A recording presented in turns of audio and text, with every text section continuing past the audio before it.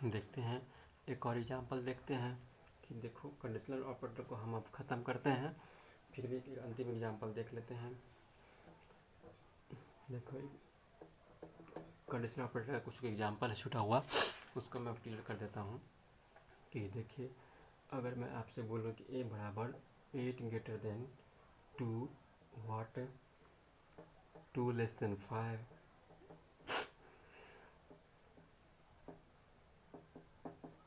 दिख रहा है ना जी, 5 बराबर नॉट, जरा 1 मिनट में वीडियो को जरा ब्लर कर रहा हो रहा है।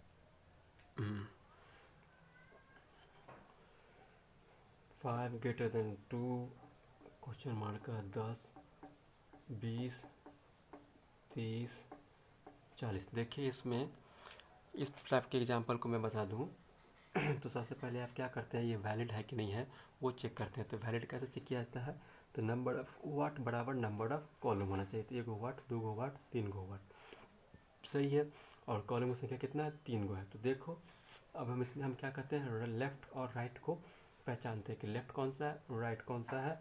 ठीक है, तो देखो इसमें लेफ्ट और राइट पहचानने में क्या है कि एक बार यहाँ पर गौर करना कि देखो ये जो है ना ठीक इस प्रकार से कि पहले आपका ऑर्डर क्या है, देखो व्हाट व्हाट, इस क्वेश्चन में थोड़ा सा वेरिएशन है, थोड़ा सा चेंजेस है, इसलिए मैं अलग एग्जाम्पल के लिए बता रहा हूँ व्हाट। फिर इसका पैटर्न क्या है, कॉलम कॉलम कॉलम। तो देखो इस प्रकार का अगर पैटर्न रहे, एक पैटर्न ये होता है आपका, एक पैटर्न ये होता है जो मैंने पीछे वाले एग्जाम्पल में बताया है, एक पैटर्न ये।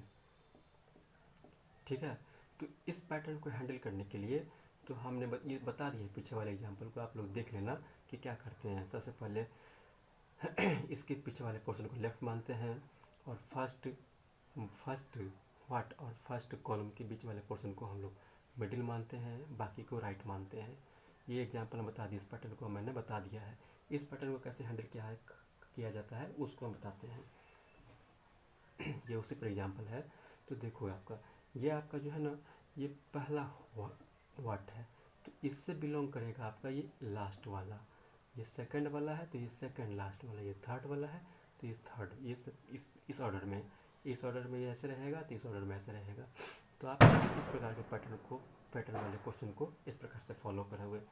ठीक है, तो यहाँ पर देखो ये फर्स्ट व्हाट है, फर्स्ट व्हाट, तो यहाँ पर ये आपका ये पहला है तो ये इसको बिलोंग करेगा, ये सेकंड है तो ये सेकंड को बिलोंग करेगा, ये थर्ड है तो ये थर्ड इसको बिलोंग करेगा। ठीक है, तो अब हम बात करते हैं फर्स्ट पार्ट को हैंडल करते हैं। तो इस फर्स्ट पार्ट के लिए कौन सा लेफ्ट हो गया, ये यहाँ से यहाँ लेफ्ट हो गया। ठीक है, तो ये मिडिल कौन सा हो गया, तो फर्स्ट व्हाट का बिलोंग करता है कौन, सेमी कॉलम, ये ना बिलोंग करता है। तो यहाँ से लेकर यहाँ तक आपका क्या हो गया, मिडिल हो गया। यहाँ से लेकर इस वाला ये वाला कॉलम तक आपका मिडिल हो गया। ठीक है, ये पिछले वाले एग्जाम्पल से थोड़ा वेरिएशन है, उसका अलग डिफरेंट फॉर्मेट है, इसलिए तो आप लोग ध्यान में रखोगे। और रही बात ये वाला आपका राइट हो गया, तो पहले हैंडल कर लेते हैं। 8 ग्रेटर देन 2 ट्रू हो गया कि फॉल्स हो गया, ट्रू हो गया। जैसे ये ट्रू दे दिया तो ट्रू में क्या होता है, मिडिल वाला वैल्यूशन होगा। तो ए बराबर आपका मिडिल वाला पोर्शन क्या है आपका 2 लेस देन 5 बराबर नॉट 0 वाट 5 बराबर नॉट 5 ग्रेटर देन 2 वाट 10 कॉमा मतलब कॉलम 20 कॉलम 30, यहीं तक है ना जी मिडिल पोर्शन। चलो मिडिल रख दिया हम। अब फिर वही पैटर्न आ रहा है, एक मिनट ये था, अब इसको हैंडल करते हैं। इसका ये पैटर्न क्या है, व्हाट है यानी पैटर्न व्हाट कॉलम। तो ये आपका फर्स्ट है तो इसका ये फर्स्ट ये रहेगा, सेकंड है तो सेकंड है। बोलोगे सर ये क्या कर रहे हैं सर, तो देखो आपका ठीक उसी प्रकार है। कंडीशनल ऑपरेटर कब होता है, जब ये दोनों आपस में एक ही एक्सप्रेशन में हो। ठीक है ना, तो इसको माना जाए कंडीशनल ऑपरेटर। ठीक ये उसी प्रकार है। देखो ना मध्यम कोष्ठ अगर शुरू करते हैं, छोटे कोष्ठ कोई बड़ी होता है, बंद ओपन होता है, तो इसका पैटर्न क्या होता है, ऐसे देखो। अगर इस प्रकार से पैटर्न अगर ये आपका ऐसे है, ये ऐसे है तो ठीक इस प्रकार ऐसे नहीं होता है। जैसे यहाँ पर ये व्हाट है तो ये कॉलम, यहाँ पे ये दूसरा व्हाट है तो यहाँ पे दूसरा कॉलम, ये तीसरा व्हाट है तो ये तीसरा कॉलम, ठीक इसी पैटर्न में होता है, इसलिए ऐसा किया जाता है और इसमें कोई खास लॉजिक ना है। चलो देखते हैं तो इस व्हाट को हैंडल करते हैं। तो ये आपका फर्स्ट हो गया, ये सेकंड हो गया, तो ये आपका फर्स्ट हो गया, ये सेकंड हो गया। तो फर्स्ट को हैंडल कर लेते हैं। अब इसके लिए तो ये वाला पोर्शन क्या हो गया आपका, ये वाला पोर्शन लेफ्ट हो गया, और यहाँ से लेकर सॉरी यहाँ से मिडिल हो गया, कहाँ से कहाँ तक, यहाँ तक, और ये आपका राइट हो गया। तो लेफ्ट वाले को हैंडल कर लेते हैं। 2<5, 2<5 ट्रू हो गया, ट्रू को बोलते हैं 1, 1 बराबर नॉट 0, एग्जैक्टली ट्रू हो गया, यानी ट्रू हो गया, यानी ये आपका दे दिया ट्रू। जैसे ये ट्रू हो गया, ये वाला एक्सप्रेशन आपका ट्रू हो गया, तो कौन वाला वैल्यू होगा, मिडिल वाला वैल्यू इसमें चला जाएगा, यानी ए बराबर मिडिल। मिडिल में कौन सा है आपका, यहाँ से है 5 बराबर नॉट 5 ग्रेटर देन 2, ये है ना जी, क्वेश्चन मार्क का 10, क्वेश्चन मार्क का 20, यहाँ तक आपका है। ठीक है, तो अब लो सिंपल आपका फॉर्म में आ गया, एगो आपका मतलब है व्हाट है, एगो कॉलम है, तो इसको हैंडल कर लेते हैं। जो ट्रू देगा फॉल्स देगा, तो 5 बराबर नॉट, ये आपका इनइक्वालिटी ऑपरेटर है, पहले इसको हैंडल करना पड़ेगा। हम आपको पिछले क्लास में बताया है, चिक के बताया है बाबू, 1-2 क्लास नहीं 3 क्लास लगाओ इसको हैंडल किया है। 5 ग्रेटर देन 2, 5 ग्रेटर देन 2 क्या हो, ट्रू हो गया, ट्रू को बोलते हैं 1। अब आपका है 5 बराबर नॉट 1, एग्जैक्टली 5 बराबर 1 बराबर नहीं है, तो यानी क्या हो गया आपका, ये ट्रू दे दिया, जैसे ट्रू दिया तो मिडिल वाला वैल्यू, तो ए बराबर आपका क्या हो जाएगा, 10 वाला वैल्यू। ठीक है, तो ये आपका आ गया रिजल्ट। तो ठीक इस प्रकार से हमने देखा क्या कि कंडीशनल ऑपरेटर वाले कॉम्प्लेक्स क्वेश्चन को कैसे हैंडल किया जाता है, वो हमने आज देखा। तो देखो बेसिक एडवांटेज क्या होता है, आखिर हम सर कंडीशनल ऑपरेटर क्यों पढ़ रहे हैं, तो देखो बता दूँ कि basic advantage of conditional operator ये होता है ना कि आपके मोर देन वन, देख रहे हो इतने बड़े कोड थे, आप कितने बड़े कंडीशन थे इसमें, यानी इस कंडीशन को आप ना बहुत ही छोटे साइज में आप इसको लिख सकते हो, यानी कोडिंग का स्पेस, कोडिंग का साइज को घटा सकते हो। ठीक है ना, और ओवरऑल आपको क्या होगा, एफिशिएंसी बढ़ जाएगा, साइज कम लेगा तो एफिशिएंसी बढ़ेगा, फास्ट होगा, और क्या।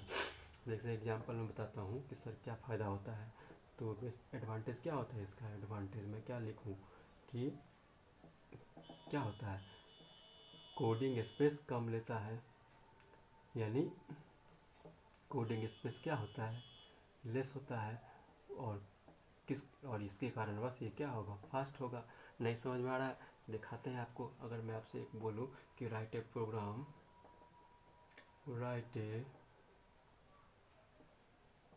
Programme to find maximum among 3 integers, कहने का मतलब कि आपके पास 3 गो इंटीजर्स है, 3 गो इंटीजर नंबर है, 3 गो इंटीजर नंबर है, उसमें से आपको कौन सा मैक्सिमम नंबर है उसको आपको फाइंड करना है। इसके लिए प्रोग्राम लिखना है, तो प्रोग्राम आपको 2 तरीक़ा से लिख सकते हैं, एक सिंपल वे होता है उससे, और एक आपको कंडीशनल ऑपरेटर से इस्तेमाल करके दिखाते हैं आपको। ठीक है, तो आप सिंपली क्या लिखोगे आंसर, एक रफ में बता दूं कि मान लो कि पास आपके पास 10 गो 20 गो और 30 है, 10 20 30 है, इस तीनों में से आपको सबसे बड़ा कौन है, 30 है। तो आप क्या करते हो, कौन सा लॉजिक लगाओगे कि भैया इस 10 को मैं पहले 20 से तुलना किया, इस 10 को पहले मैं 30 से तुलना किया, अगर ये मेरा सही है, 10 अगर मेरा 20 से बड़ा होता तो मैक्सिमम क्या होता, ये होता, नहीं था यहाँ पे। ठीक है, तो हम इसी कंडीशन को आप चेक करेंगे, क्योंकि बारी बारी से एक बार चेक कर लिया तो ये मेरा मैक्सिमम नहीं हुआ, फिर अगर हम 20 को चेक करेंगे 10 से, और 20 को चेक करेंगे 30 से, फिर एक बार चेक करेंगे 30 को चेक करेंगे 10 से, और 30 को चेक करेंगे 20 से, तो यानी ये अगर दोनों से बड़ा हो गया तो मेरा बोलेंगे कि 30 वाला संख्या जो है ना मैक्सिमम है, यही करेंगे ना, यही हम करते हैं। तो सर किसी प्रोग्राम को हम सबसे पहले लिखते हैं हैच इंक्लूड stdio.h। बहुत सारे लोग बोलते हैं कि सर आप conio.h क्यों नहीं लिखते हैं, conio.h कंपाइलर फुल्ली कंपाइलर पर डिपेंड करता है, वो आपके कंपाइलर प्रोसेस करता है कि नहीं करता है। ठीक है, इसलिए कोई भी प्रोग्राम में आप लिखते हो तो बहुत बढ़िया, ना लिखते हो तो कोई गलती नहीं करेगा कोई आपको। ठीक है, वॉइड मेन से शुरू करते हैं हम अपने प्रोग्राम को, वॉइड मेन से शुरू करते हैं। चलो सबसे पहले मैं 3 को वैल्यू ले लूँ जिसको मैं तुलना करूँ आपस में कि सबसे बड़ा कौन है, मैक्सिमम नंबर हमको निकालना है, मैक्सिमम डिजिट कौन सा इंटीजर है, मैक्सिमम संख्या वाला कौन सा इंटीजर। चलो तो उसके लिए मुझे 3 को वेरिएबल लेना पड़ेगा, नहीं लेना पड़ेगा तब ना आपको, क्योंकि 10 20 और 30 जो 3 को वेरिएबल लिए हो, मान के चलो मैं एग्जाम्पल के तौर पर ले लेता हूँ 5, 50 और 20। तो भैया ये आपका तो किसी भी कंप्यूटर की मेमोरी स्पेस बनाएगा तब ना आप कंपेयर करोगे। तो पहले मुझे इसके लिए मेमोरी स्पेस बनाना पड़ेगा। तो इंट एक्स वाई जेड, ठीक है। अब एक्स में मैं रख देता हूँ 5 को, वाई में रख देता हूँ 50 को, और जेड में रख देता हूँ 20 को। इसको बोलते हैं इनिशियलाइजेशन पार्ट, ठीक है। तो और इसको बोलते हैं डिक्लेरेशन पार्ट, मेमोरी का क्रिएट करना। तो जैसे ही आप इंट एक्स वाई जेड लिखते हो तो आपकी मेमोरी में एक्स नामक स्पेस बन जाता है, वाई नामक स्पेस बन जाता है, और जेड नामक स्पेस बन जाता है। और जब तक इनिशियलाइजेशन ना करते हो तब तक इसमें गार्बेज वैल्यू रहता है, तब तक इसमें गार्बेज वैल्यू रहता है। और जैसे ही आप इनिशियलाइजेशन कर दिए हो तब ये गार्बेज हट के 5 से अपडेट हो गया, 5 से ये, 50 से ये, और ये 20 से। तो चलो मैं सुंदर दिखने के लिए 5 रख देता हूँ अब। तो इनिशियलाइजेशन और डिक्लेरेशन में अंतर क्या होता है वो भी आप समझ लिए। इनिशियलाइजेशन में होता है कि आप गार्बेज वैल्यू को अपडेट किया जाता है, ठीक है। अगर मैं ठीक इसी प्रकार से लिख देता इस डायरेक्ट एक्स बराबर 5, यहाँ पर वाई बराबर 50, जेड बराबर 20, तो भी सही होता। वो इनिशियलाइजेशन और डिक्लेरेशन दोनों एक साथ हो गया। अब हम तुलना करते हैं अपना काम। इफ़ वाला कंडीशन को हम पढ़े हुए हैं। इफ़ का क्या काम है, कंडीशन चेक करना है। कि चलो मैंने क्या किया, एक्स ग्रेटर देन पहले वाई से तुलना कर दिया, एक्स ग्रेटर देन वाई तुलना कर दिया, और साथ साथ ही एक्स ग्रेटर देन जेड से तुलना कर दी। यही किया ना जी, कि भैया पहले वाले एलिमेंट को इस दोनों से तुलना किया है, इससे भी और इससे भी। तो वही तो कर रहे हैं। एक्स को मैं तुलना किया वाई से, और एंड लगा दिए हैं एक्स को तुलना कर रहे हैं जेड से। अगर इस दोनों से बड़ा होता, ये वाला एलिमेंट अगर दोनों से बड़ा होगा, यानी 10 मेरा दोनों से बड़ा होगा तभी ना बोलेंगे मैक्सिमम, और दोनों में से कोई एक से छोटा होगा तो मैक्सिमम ना होगा। तो वही हम कर रहे हैं। अगर ये मेरा ऐसा होता, दोनों से बड़ा होता, तो मैक्सिमम कहते कि भैया वो एक्स ही होता। यहाँ पर देखो, यहाँ पर देखो ना बाबू, उतना क्या लॉजिक लगाना है यार। आप लोग छोटी छोटी बातों को नहीं समझते। 5 को मैं 50 से तुलना किया, 50 से भी, और 5 को मैंने 20 से तुलना किया। अगर दोनों से बड़ा होता तो क्या कहते हैं, अगर ये दोनों से बड़ा होता तो मैक्सिमम क्या होता, खुद ये 5 होता। तो वही तो किए, हालांकि बराबर ये बड़ा यहाँ पर ना हुआ है, कोई दिक्कत नहीं है। यानी दोनों से बड़ा हुआ तो मैक्सिमम संख्या क्या होगा, 5 है। और 5 क्या है, एक्स है आपका। तो यानी अगर मेरा एक्स वाला संख्या वाई से भी बड़ा होता और जेड से भी बड़ा हो तो दोनों से बड़ा हो जाता। एक्स मेरा वाई से भी बड़ा हो जाता और जेड से भी बड़ा होता, तो एक्स क्या हो जाता है, मेरा मैक्स हो जाता। तो यानी अब मेरा मैक्सिमम क्या हो गया, एक्स वाला वैल्यू मैक्स हो जाएगा। चलो मैं उसको ख़त्म कर दें, ऐसे लिखूं या इफ़ को अगर मैं ऐसे लिखूं तो कोई फ़र्क, कोई दिक्कत नहीं। फिर से मैं इफ़ लिखूं, अब मैं वाई को तुलना कर दे रहा हूं कि वाई बड़ा भैया जेड से बड़ा हो जाता और एक्स से बड़ा हो जाता। वाई मेरा एक्स से बड़ा हो जाए और वही अगर मेरा जेड से बड़ा है, दोनों से बड़ा हो जाए, तो मैक्स बराबर क्या हो जाता है, मेरा वाई हो जाता। फिर से अगर मैं इफ़ को अगर जेड के बारे में बात करूं, तो जेड को अगर मैं तुलना कर दूं, एक्स से तुलना कर दूं, एंड जेड को तुलना कर दूं वाई से, यानी अगर जेड मेरा एक्स से बड़ा हो जाए और जेड मेरा वाई से बड़ा हो जाए, दोनों से बड़ा हो जाता, तो मेरा क्या होता, जेड ही मेरा सबसे बड़ा होता। तब जाके मेरा मैक्स बराबर जेड होता है। सर एक बात, आप इसमें ब्लॉक क्यों नहीं लगाया सर, तो आपको पता है कि केवल और केवल किसी भी इफ़ के पास अगर सिंगल स्टेटमेंट हो तो वहाँ पर मध्यम कोष्ठ ओपन और क्लोज करने की ज़रूरत नहीं होती है। तो मैं यहाँ पर लूँ या ना लूँ कोई फ़र्क ना पड़ेगा। चलो बहुत बढ़िया, मैं यहाँ पर दे ही देता हूँ। अब यहाँ पर जरा एक मिनट, दिख रहा है कि नहीं दिख रहा है, इससे बात नहीं दिखेगा। तो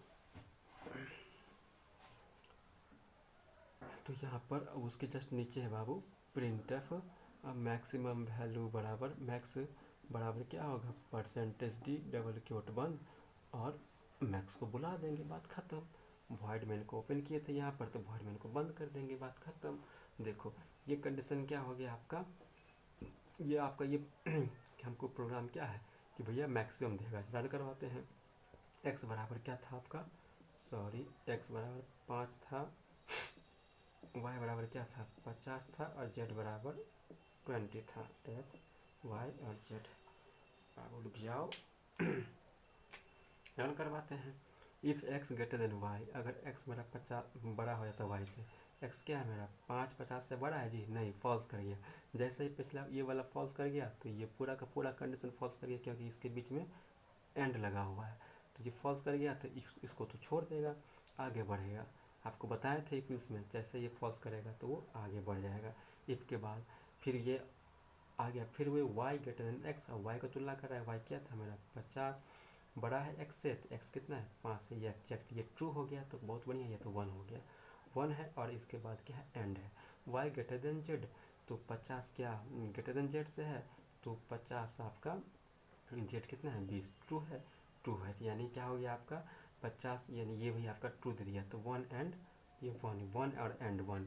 आपको पता होगा कि हम बताए थे कि 1 एंड 1 क्या होता है 1 होता है, यानी 1 को क्या हो गया ओवरऑल आपका 1 हो गया, यानी पूरा का पूरा आपका क्या हो गया 1 हो गया। यानी ये पूरा का पूरा आपका दे दिया 1 को बोलते हैं ट्रू। जैसे ही ट्रू हो गया तो इसके अंदर में एंट्री मिल गया मैक्सिमम बराबर y, तो यानी मैक्स बराबर y, ठीक है ना। और एक बात और, मैंने यहाँ पर एक मैंने खुद मिस्ट किया कि यहाँ पर आपका एगो और मैक्स भी लेना पड़ेगा वेरिएबल। मैक्स वेरिएबल इसलिए लेना पड़ेगा क्योंकि ये जो आपका मैक्सिमम वैल्यू मैक्स नामक के स्पेस में कितना आ गया आपका y का मान था 50, तो यानी इसलिए मुझे एक वेरिएबल लेने की ज़रूरत पड़ी ताकि दिखाने के लिए, ठीक है। हालांकि यहाँ पर y से भी काम चल जाएगा, कोई दिक्कत ना होगा, कोई परेशानी ना होगा, ठीक है। तो यहाँ पर हमको एक नाम देना पड़ेगा एक्स्ट्रा, तो मैंने एक्स्ट्रा स्पेस इसलिए लिया ताकि मुझे आउटपुट दिखाने में आसानी हो। चलो, तो यानी मैक्सिमम बराबर आपका y का वैल्यू कितना था 50, यानी 50 मेरा मैक्स में चला गया, मैक्स नामक स्पेस में मैक्स नामक वेरिएबल मेरा 50 चला गया, बहुत बढ़िया।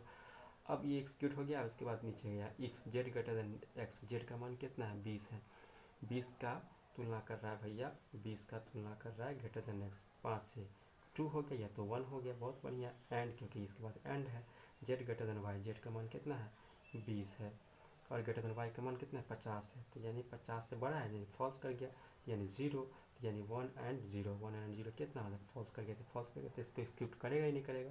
तब इसके बाद नीचे जाएगा तो यानी प्रिंटअप मिला, प्रिंटअप मैक्स, तो आपके स्क्रीन पर क्या आ जाएगा मैक्स बराबर परसेंटेज डी, स्पेसिफायर है, इंटीजर स्पेसिफायर है, हम बताए थे पिछले क्लासेस में।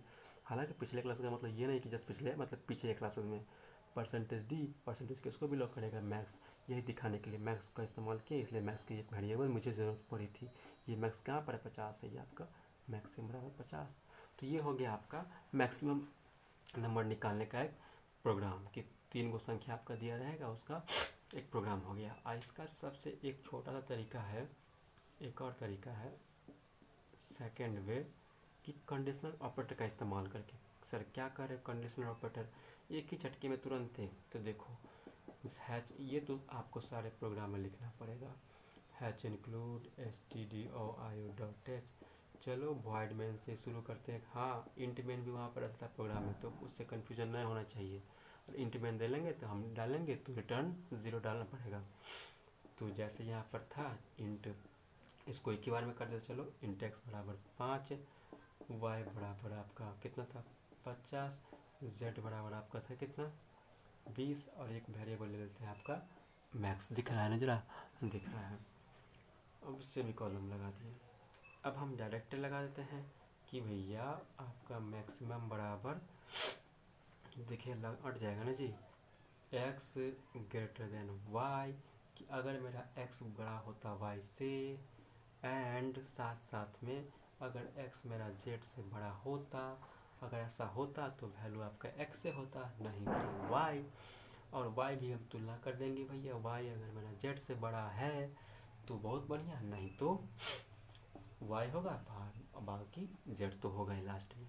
तो मैंने यहाँ पर कुछ किया नहीं भैया, देखो लॉजिक बताते हैं आपको कि x है, y है, z है, x को तुलना किए, अगर हम y से x और y को तुलना किए और ये डिसाइड कर लिए कि भैया x बड़ा नहीं है y से, तो इसका मतलब ये है कि भैया अब हमको तुलना किससे करना है, z से तुलना करना है ना, सेम वही कंसेप्ट लगाए हैं। देखो, और दूसरी बार क्या कि अगर हम दो ये डिसाइड कर लिए कि भैया x y से भी बड़ा नहीं है और z से भी बड़ा नहीं है, तो x को छोड़ देंगे हम, वही कंसेप्ट है। वो आपका कंडीशनल ऑपरेटर में आपको बताते हैं, रुक जाओ। आपके पास जब मोर देन 1 कंडीशनल ऑपरेटर रहता है तो क्या करते हैं, को छोड़ते हो लेफ्ट वाले पोर्शन को या राइट वाले पोर्शन को। तो देखो हम यही कहने की कोशिश कर रहे हैं। तो देखो ये कौन से फॉर्मेट पे है, ये कौन से फॉर्मेट पर है, वाट कॉलम कॉलम या वाट कॉलम, इस पर, तो इस वाले फॉर्मेट पे है, तो बहुत बढ़िया, देखते हैं हैंडल करके। तो यहाँ पर पहला आपका वाट कौन सा है, पहला वाट यहाँ पे, ये आपका पहला वाट है, उसका कॉलम यहाँ पर, बहुत बढ़िया। तो देखो ये आपका हो गया लेफ्ट वाला पोर्शन, ये आपका हो गया मिडिल वाला पोर्शन, ये आपका हो गया आपका राइट वाला पोर्शन। तो एक कंडीशन इधर, एक कंडीशन इधर। x ग्रेटर देन y, अब इसको हैंडल कर लेते हैं। x ग्रेटर देन y और साथ साथ x ग्रेटर देन z, अगर ये पूरा का पूरा मेरा ट्रू होगा तो क्या होता है, यानी x मेरा y से भी बड़ा हो और x मेरा z से भी बड़ा हो तो x होगा। अगर ऐसा नहीं है तो y को हैंडल कर लेते हैं, y को भी हैंडल कर लेंगे। तो देखो y अगर मेरा z से बड़ा हो जाता है, देखो जरा इसी को मैं जिसको हैंडल कर लूँ, पूरा लिख देता हूँ जरा। प्रिंटफ मैक्स बराबर परसेंटेज डी डायरेक्ट मैक्स। तो ये हम दिखाने की कोशिश कर, देखो ये रिजल्ट देगा आपको, वही देगा, आप हैंडल कर लेना। अब मैं इसको हैंडल आप खुद से कर लेना बाबू, खुद से कर लेना। क्या इस ये और ये आपस में बराबर दे रहा है कि नहीं दे रहा है, आप खुद से हैंडल कर लेना। मैं यहाँ भी कर सकता हूँ, बस मैं आपको दो चीज़ बातें बता दिया हूँ कि ये आपका कम फास्ट है, ये ज़्यादा फास्ट है क्योंकि आपका प्रोग्राम का साइज़ छोटा है। और ज़्यादा इसमें रॉकेट साइंस नहीं यार, इसलिए नहीं मैं बता रहा हूँ, आप खुद से देख लेना। तो हम ये देख रहे हैं कि इसका साइज़ देखो इतना ही बड़ा है, इसका साइज़ काफ़ी बड़ा है। तो यही है कि कंडीशनल ऑपरेटर का आपका एडवांटेज होता है कि मेरा काफ़ी फास्ट होता है। अब इसको इसमें कुछ मैं छोड़ दें, इसका मतलब ये नहीं कि इसको आपने एक्सप्लेन। चलो अब देखते हैं, हम लोग तो देख लिए इसको कि कंडीशनल ऑपरेटर को बेहतर तरीके से हमने पढ़ा, काफ़ी अच्छे तरीके से कंडीशनल ऑपरेटर के बारे में पढ़ा और अच्छे अच्छे उसके एग्जांपल देखें, काफ़ी कम्प्लेक्स एग्जांपल सब। अब हम बढ़ते हैं अपने नेक्स्ट टॉपिक पर। ठीक, नेक्स्ट टॉपिक है आपका nested if ills. Nested if ills बोले तो नेस्ट का मतलब होता है घोंसला, ठीक है ना। घोंसला में क्या होता है ना, एक पैटर्न होता है, ये पैटर्न, यानी एक के अंदर में दूसरा, एक के अंदर में दूसरा, एक के अंदर में दूसरा, इस प्रकार से इसी से वर्ड निकला है आपका नेस्टिंग। नेस्टेड इफ इल्स कहने का मतलब ये हो गया कि एक मिनट, कहने का मतलब ये हो गया कि आपका एक तरह से एक के अंदर में दूसरा, एक के अंदर में दूसरा, यानी इफ़ के अंदर में इल्स, इल्स के अंदर में इफ इल्स।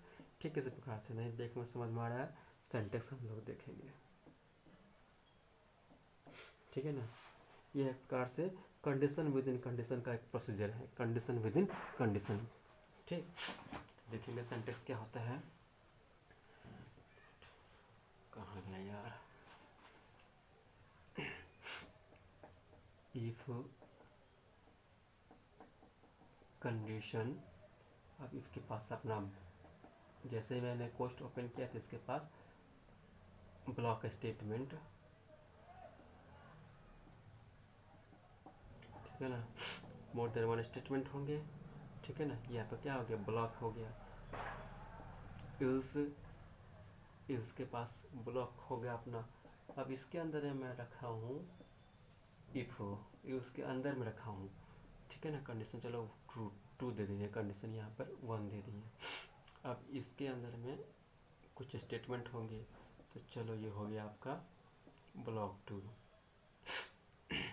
अब इस इफ़ के अंदर इफ़ का पार्ट है आपका इल्स, ठीक है। और इस इल्स के अंदर में मैं डालूँ एक अलग से इफ़ कंडीशन, ये थ्री, और इफ तो हो गया। अब इसका यहाँ पर इल्स रख दो, कुछ नहीं। तो यहाँ पर मैं डाल दूँ, देखो यहाँ पर एक बात, घबराने की बात नहीं है कि सर इसके पास ना बहुत सारा, आप क्या कर रहे हो, बहुत सारा डाल दिए हो, क्या डाल दिए हो। तो इफ़ के अंदर में इल्स, इल्स के अंदर में इफ इल्स, क्या कर रहे हो सर। तो इसी को बोलते हैं ना नेस्टेड इफ इल्स। यही पैटर्न बोले थे ना, आपके एक के अंदर में दूसरा, मतलब एक बड़ा सा है उसके अंदर छोटा सा, फिर इस प्रकार से नेस्टिंग का कंसेप्ट देखो क्या है। देखो इफ़ है, इस इफ़ का ब्लॉक कहाँ से है, यहाँ से लेकर यहाँ तक। जब आपका ये इफ तो हो गया, इफ के बाद आपका इल्स, इल्स होता है ये आपका एक ऑप्शनल ब्लॉक देता है आपका। जब आपका कंडीशन, आपके पास बहुत ज़्यादा कंडीशन हो तो वहाँ पर इफ इल्स का कंसेप्ट इस्तेमाल करते हैं। तो ये आपका इफ हो गया। इफ के बाद आया इल्स, इल्स वाले, ये इल्स वाला के पास इतना ब्लॉक है, यानी इस इल्स के पास इतना वाला एरिया है, इतना प्रोग्राम सेक्शन है। इफ़, अब इस इल्स के अंदर में इफ़ इल्स अलग से है, इस इफ़ के इल्स के अंदर में, इस इल्स के अंदर में इफ इल्स ब्लॉक अपना है। तो इफ़ वाला रीजन आपका यहाँ से यहाँ तक है और इल्स वाला रीजन आपका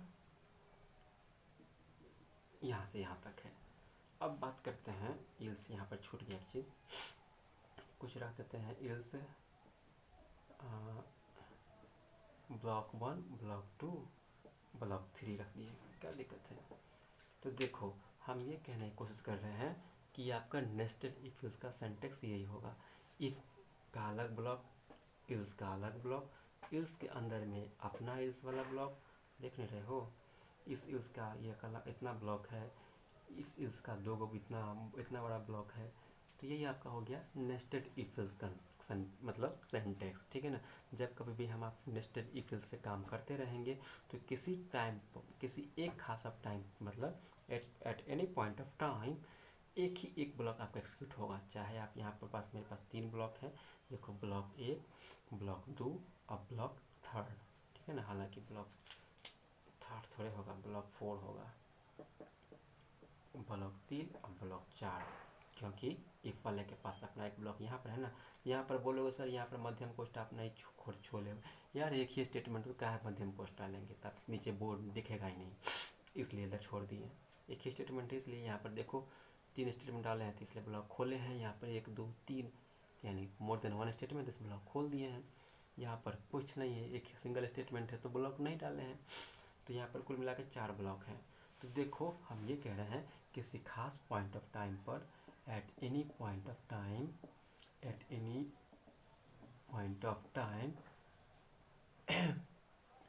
one and only block will be executed, block will be executed। कहने का मतलब कि इतना बड़ा इफ इल्स नेस्टेड कंसेप्ट है, लेकिन केवल एक ही ब्लॉक इसमें एक्सिक्यूट करेगा, या तो ट्रू वाला या तो फॉल्स वाला। देखो अगर इफ़ का कंडीशन ट्रू हो गया, जैसे ट्रू हो गया आपका इफ़ का कंडीशन, तो आपका इसके अंदर में एंट्री मिल गया, ठीक। ट्रू हो गया तो इसके अंदर में एंट्री मिल गया। तो जैसे ही इसका कंडीशन में एंट्री मिल गया तो ये पूरा इल्स वाला पार्ट स्किप कर गया, है कि नहीं। तो देखिए कोई एक ही ब्लॉक एक्सिक्यूट हुआ। अगर ये वाला आपका फॉल्स कर जाए, इसका कंडीशन अगर फॉल्स कर जाए तो इल्स वाले पार्ट जाएगा, इल्स वाले पास पार्ट मतलब ब्लॉक के पास जाएगा। फॉल्स कर गया एक वाला कंडीशन तो इल्स वाले पार्ट के पास गया। अब इल्स वाला पार्ट के अंदर में गया तो कंडीशन मान लो अगर आपका ट्रू हो गया तो ये आपका ब्लॉक ये वाला एक्सिक्यूट किया। अब ये वाला एक्सिक्यूट किया, ट्रू होने पर इसको एक्सिक्यूट किया, उसके बाद ये तो स्किप कर दिया। तो अभी भी देखें फॉल्स किया तो इसको ये तो एक्सिक्यूट हुआ ही नहीं, ब्लॉक फॉल्स किया था ना यहाँ पर इस वाले पोर्शन में आया जी। अब ये कंडीशन ट्रू हुआ तो ये वाला एक्सिक्यूट हुआ। अब ये भी मान लो फॉल्स कर जाता, ये भी फॉल्स कर जाता, ये वाला इफ भी फॉल्स कर जाता तो वो आगे जाता, फिर से फॉल्स कर जाता तो आगे जाता।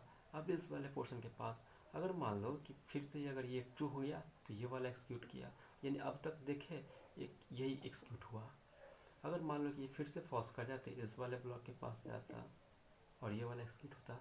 तो देख रहे हो किसी खास पॉइंट ऑफ टाइम पर वन एंड ओनली एक ही आपका ब्लॉक आपका एक्सिक्यूट होगा, ठीक है ना। यही हम दिखाने की कोशिश कर रहे हैं। तो आपसे अगर आपसे आज के बाद पूछे इफ इसका सेंटेंस कैसा होगा तो आप ऐसे लिखोगे, ठीक है ना।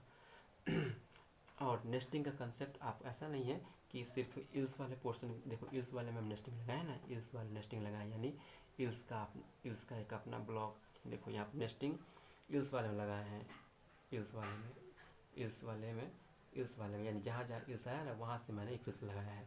हम कहने का मतलब ये कह रहे हैं कि nesting concept can be applied for the both if and ills.